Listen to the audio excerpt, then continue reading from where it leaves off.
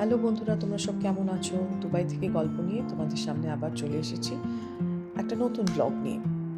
তো এই কদিন দুবাইতে ভীষণ ঠান্ডা পড়েছে, প্রচণ্ড হাওয়া দেয়। দুবাইয়ের ঠান্ডাটা আবার কলকাতার ঠান্ডা থেকে কিন্তু অনেকটাই আলাদা। কলকাতা যেমন একটা বেশ হাড় কাঁপুনি ঠান্ডা দেয়, দুবাইয়ের ঠান্ডাটা টলারেবল, কিন্তু যেটা এখানে সবচেয়ে ভয়ঙ্কর সেটা হচ্ছে যে এই প্রচণ্ড রকমের হাওয়া দেয়। এই হাওয়াতেই কানে হাওয়া লেগে কান মাথা পুরো ভার। আর দুবাইতে এখন ওয়ার্স্ট ফ্লু সিজন চলছে।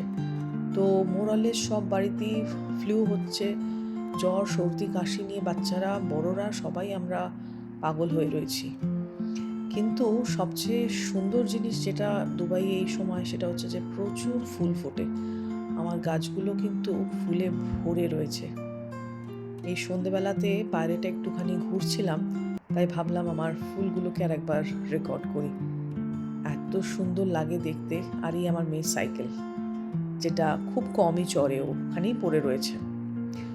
দেখো ফুলগুলো আমার, দেখে আমায় জানিও তোমাদের কেমন লাগলো আমার এই রং বেরঙে বাহারি ফুল। আবার দেখা হবে, বাই।